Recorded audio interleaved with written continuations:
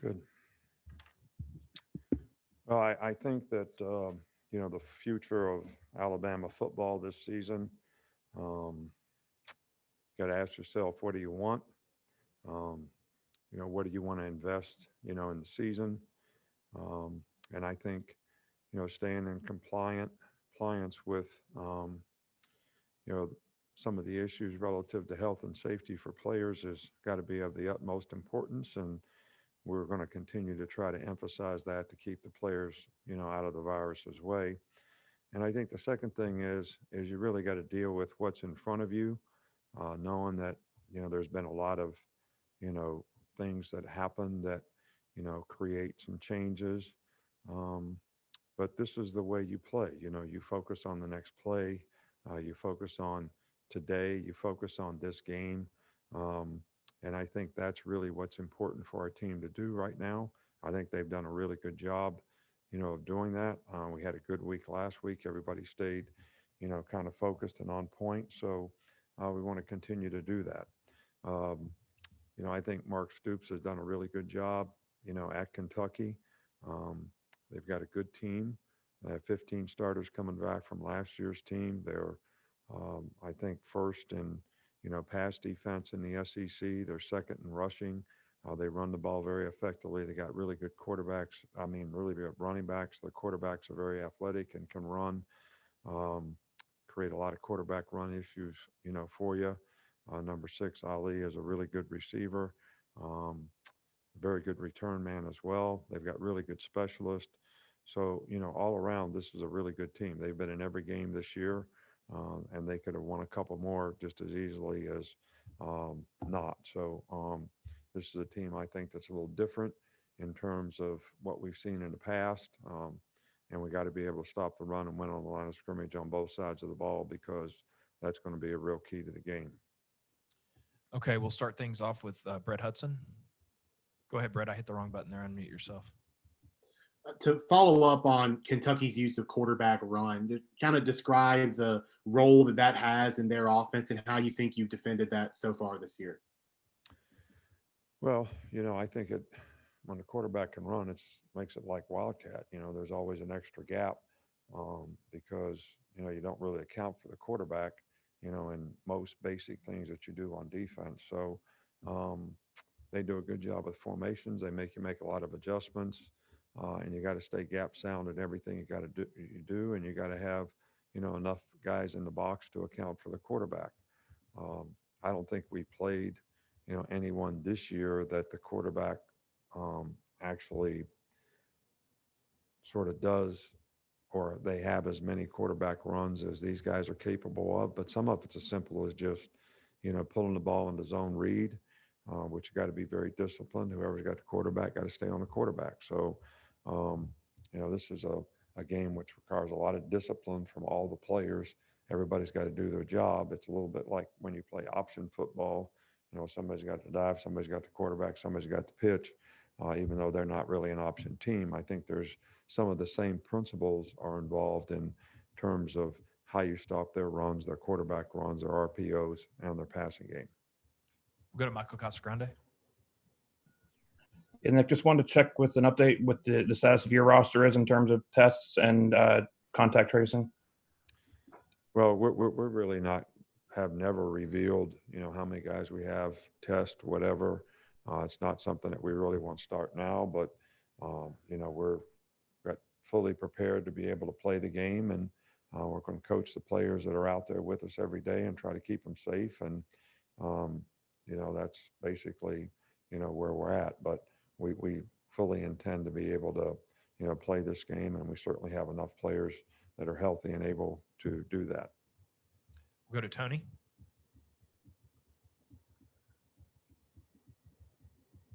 Go ahead, Tony. Okay, we'll go to Steven real quick. Tony, we'll come back to you. Hey, coach, you've always been one for attention to details, playing with purpose and focus on the field. But when you see your guys bond together in the locker room, bond together off the field, have fun with football, even off the field, what does that do for you as a coach, having those players that really love and appreciate each other? Well, I think that's what you always, strive for in terms of team togetherness and, guys stand together as a group. I think you can always accomplish more when you have togetherness on your team. That's, everybody, puts the team first. You're kind of out of yourself and into the team. And this group has been that way for the most part. And I really enjoy coaching them because of that. And I think that's helped them stay focused as well, because they have goals and aspirations for what they want to accomplish. They do it together. They hold each other accountable, and that's really a positive thing for us. Okay, we will go to Charlie Potter. Hey, Coach. I know you guys obviously wanted to play this past weekend, but just how beneficial is it to get 2 weeks off to kind of rest after that 6-game stretch and to prepare for another stretch of SEC games? I don't think that there's pluses and minuses, and we had a bye week, so we were ready to play, and I think the players want to play. I think they want to create value in terms of how they improve as a team. And I also think there's a lot of individual players that want to create value for themselves. And the only way they can do that is really play games. Um, and I don't think, I think playing too many games in a row is really what wears your team down physically and psychologically. Um, and, these add-ons, if we were in a normal season, this would be the 11th week of the season. So, we've practiced just about as much as it would have been if we were in the 11th game of the season. So I think physically we've been able to take care of our players. I think psychologically is the real challenge for them to be able to stay focused on the things they need to do to continue to improve and to play at a high level, especially when we're, basically halfway through the season. We'll go to Mike Rodak. With the SEC adding the provision last week that they can change the schedule up until Monday night each week, how does that affect how you approach Sundays and Mondays in terms of preparation for each game? It really doesn't. It's like I said in the beginning of this, you got to focus on what's in front of you. Right now, we're supposed to play Kentucky. That's what we're focused on. That's what we're getting ready to prepare for. If that changes, we've got to be ready to adjust. But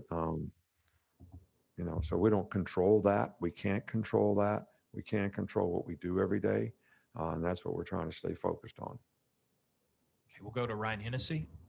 Hey, Coach. 1 year ago today was the injury that Tua went down with. What has this year been like for you as a coach to see his success, and how proud are you to see him doing well in the NFL? Well, I actually got to watch him play yesterday for the first time, and I thought he played very well. I was really proud of him. I made some really good throws, led the team to victory, moved them down the field, answered the bell when they needed to, in the fourth quarter. So always makes me proud for every player that we have in the NFL to see him do well. And, that's what the program's all about, trying to help these guys improve and fulfill their dreams of what they want to do in the future on and off the field. And it's always very self-fulfilling to see, guys having success doing that. Okay, we'll go back to Tony, see if his mic's working. Hey, can you guys hear me? Okay, yeah, Coach. What about Najee Harris's game makes him so good in the receiving part of the game, and how does that ability help open up the rest of your offense? Well, I think it's always good that when you have a back that can play every down and is a very effective third down player, I think, you probably all look at it like pass catching, but Najee's very good in pass protection. So even when people blitz and he has to pick somebody up, it kind of goes unnoticed, but he's got a really good understanding of the protections, doesn't make a lot of mistakes, and can, is big enough to block whoever's coming. And then to add to that we can free release him, and he's a really, really good receiver. It adds a dimension to your offense. And I think running back and tight end is always the best matchups you're going to get, on the defense. So he gets some good matchups, and he certainly takes advantage of them. We'll go to James Ogletree. Yeah, Coach, you mentioned gap discipline. It can sometimes be difficult for people outside of a coaching or playing background to understand what all goes into that and why a player may have a missed assignment or something like that. Can you just explain what goes through a defensive player's mind when they're reading their keys and what might lead to those gap discipline issues, and how you feel like your defense has progressed in that regard? Well, I think we've improved, throughout the year. I think, early on we planned some young players and, we struggled at times, but I think as time has gone on, we made less mental errors. People have played with more discipline. Keying is eye control is the biggest part of playing defense. So it's play recognition and understanding exactly how you fit on this play, whether it's a zone play, whether it's a gap play, counter, whatever it is. Everybody's got to recognize and see that play and know exactly how they fit on that. So it starts with you have to look at the right thing to have the right eye control. And I think this is always a challenge because as you all do, as I do when I watch a game on TV, you watch the ball. Well, the ball doesn't always tell you where it's going to go, but there's some keys in the element of the play that tells you where the ball is going to end up. And that's what's important to see. So you have to have disciplined eye control to be able to get that done. And everybody's got to react the right way for you to have all the gaps covered. All right, Coach, that's actually all we've got for you today. All right, thanks, guys.